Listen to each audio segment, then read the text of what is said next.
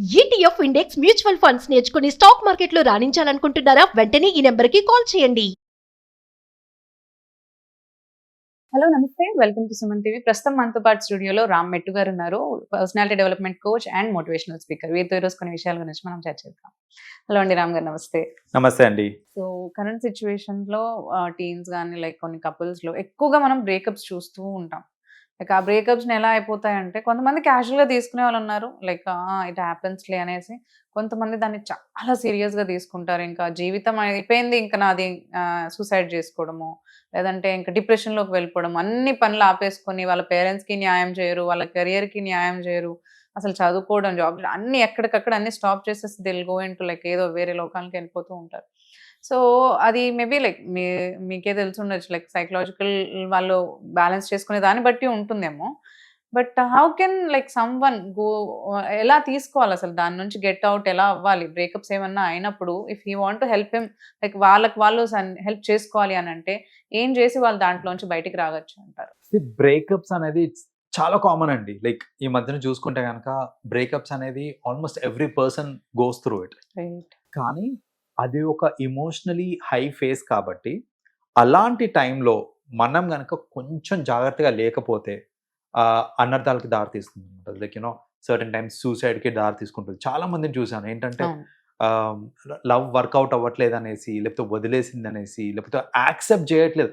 Forget about వాళ్ళిద్దరూ ప్రేమించుకొని breakup చేసుకోవడం పక్కన పెట్టేస్తే, రైట్. నేను ప్రేమించిన అమ్మాయి యాక్సెప్ట్ చేస్తలేదు అనేసరికి ఆ మెంటల్ ట్రామాకి చచ్చిపోయిన వాళ్ళు కూడా చాలా మంది ఉన్నారు. అవును. రైట్. సో బేసిక్ గా ఇవంతా కూడా it comes under the category of breakup కాబట్టి అసలు ఎలా హ్యాండిల్ చేయాలి ఈ ఫేజ్ ని or the whole process of breakup ని ఎట్లా హ్యాండిల్ చేసుకోవచ్చు అని అంటే, first and foremost the phase of breakup ఏదైతే ఉందో అది టెంపరీ అని గుర్తించాలి మనం. లైక్ వాట్ ఎవర్ ఎమోషన్స్ మనం ఇప్పుడు వెళ్తున్నామో it's a temporary emotion. It's something which is going to pass by. So అంతేకాని ఇక జీవితాంతం నేను ఇట్లే ఉంటా, జీవితాంతం ఇదే ఫీలింగ్ నాకు ఉంటుంది, జీవితాంతం నేను ఇంకా నా జీవితమే లేదు అనుకోవడం, ఫర్గెట్ అబౌట్ జీవితాంతం. చాలా మంది ఏంటంటే నాకు జీవితమే లేదు ఇంకా అని అనుకుంటా ఉంటారు. బట్ అండర్స్టాండ్ అది ఒక చిన్న పార్ట్.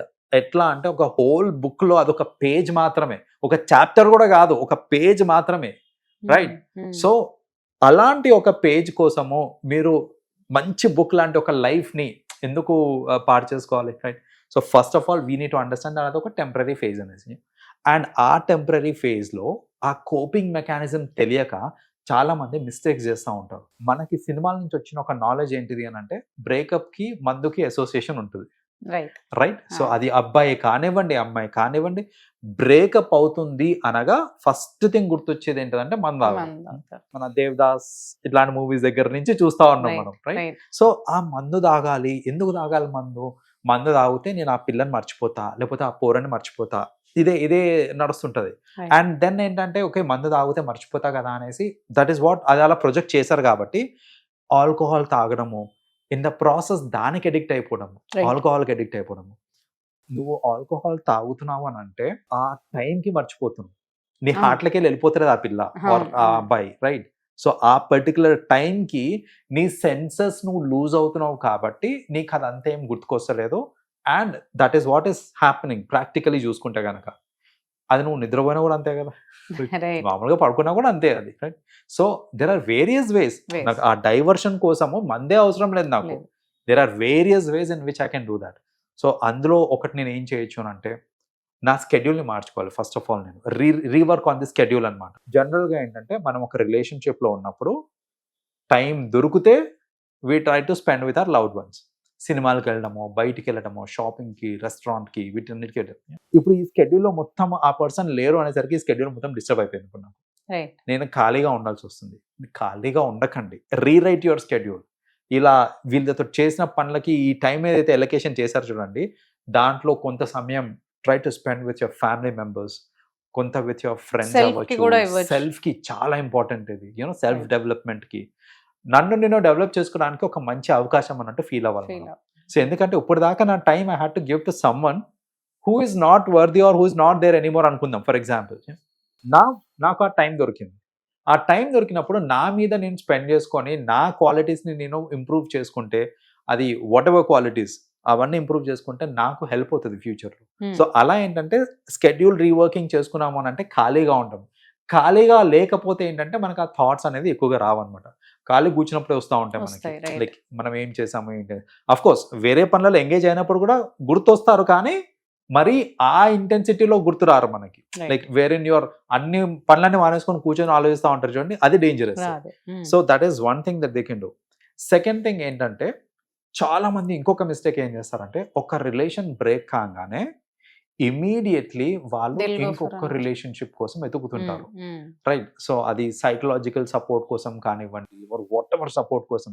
డైవర్షన్. Diversion. కొంతమంది మీరు అన్నట్టు డైవర్ట్ త్రూ మందు అనుకుంటారు, కొంతమంది divert through this some other relationship దాన్ని చాలా చాలా ఏంటంటే ఈజీ అనుకుంటారు వాళ్ళు. ఇంకొక రిలేషన్షిప్ లోకి వెళ్ళిపోతే వాళ్ళని మర్చిపోతాం కదా అని అనుకుంటారు, కానీ it doesn't happen that way. అది ఇంకోటి ఏంటంటే చెప్పాలంటే కొని తెచ్చుకున్నట్టే ప్రాబ్లమ్స్. ఎందుకంటే మీరు అంత ట్రామటైజ్ స్టేట్ లో ఉన్నప్పుడు నేను ఇంకొక రిలేషన్షిప్ కి ఎంటర్ అయ్యేటప్పుడు వాళ్ళు మంచోళ్ళా చెడ్డోళ్ళా, నాకు సెట్ అవుతారా కారా, నాకు వాళ్ళతో ఫ్యూచర్ ఉందా లేదా, ఇవేం గుర్తుకు రావు.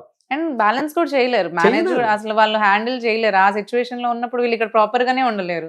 That's what. Right. సో ఇప్పుడు ఏమవుతుందంటే అలాంటి సిచ్యువేషన్ లో వెన్ ఐఎమ్ యాక్చువల్లీ నేను ఇంకొక రిలేషన్షిప్ కి వెళ్తున్నానంటే వాళ్ళకి నాకు కాంపాట్ ఏం థాట్స్ రావండి రావు. అసలు. మనము ఏంటంటే మన సెన్సెస్ లో మనం ఉండము. ఉండదు. వాళ్ళు ఆ టైంలో ఓదార్చడానికి మనల్ని దగ్గర తీశారు అనుకోండి, ఇంకొక రిలేషన్షిప్ ఫామ్ అయిపోతుంది అక్కడ, like Right. Without even knowing what it is.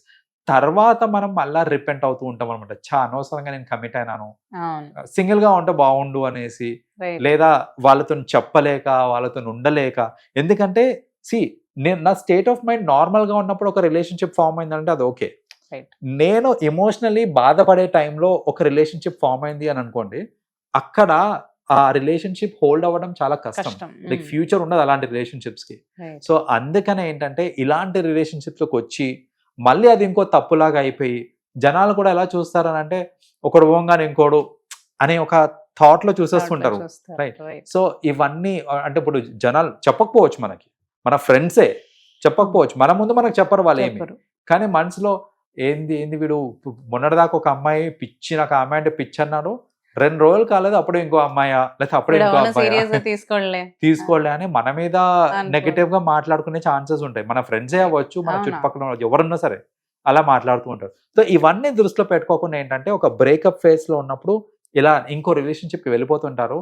వెళ్ళకండి. ఎందుకంటే మిమ్మల్ని మీ ఎక్స్ లవర్ ఎవరన్నా కావచ్చు, అబ్బాయి కానీ అమ్మాయి కానీ, మీ ఎక్స్ లవర్ కంటే కూడా ఎక్కువగా ప్రేమించే మీ ఫ్యామిలీ మెంబర్స్ ఉన్నారు.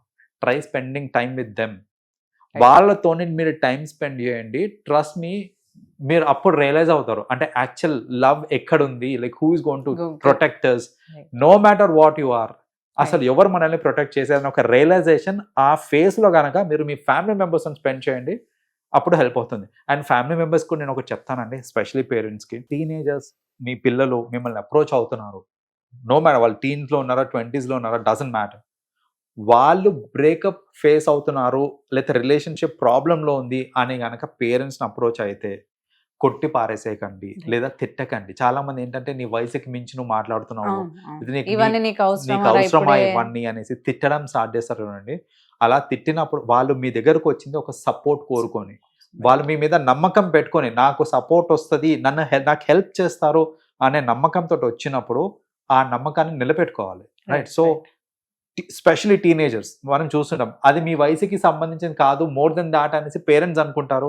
బట్ వాళ్ళ హార్మోనల్ చేంజెస్ కి what they are going through అనేది వాళ్ళకి తెలుసు లైక్ పర్సనలీ. సో అందుకని ఏంటంటే పేరెంట్స్ కూడా అర్థం చేసుకొని ఎవరన్నా సరే వాళ్ళ కిడ్స్ బ్రేకప్ ఫేస్ లో నుంచి వెళ్తున్నారంటే గనక ఖచ్చితంగా మీరు సపోర్ట్ ఇవ్వాల్సిన అవసరం ఉంది. మన పిల్లలు at the end of the day మనకి ఇంపార్టెంట్ కాబట్టి ప్లీజ్ హెల్ప్. అంతేగాని దాన్ని మళ్ళా పెద్ద సీన్ చేసేసి లేకపోతే అదొక తప్పు అన్నట్టు ప్రొజెక్ట్ చేయకూడదు. Right. So we can keep ఆ టైం లైక్ మన మైండ్ సెట్ ని మనల్ని మనం ప్రోగ్రెస్ చేసుకునే దాంట్లో పెట్టుకుంటే మీరు అన్నట్టు ఫ్యామిలీ తోటి మన కెరియర్ పైన.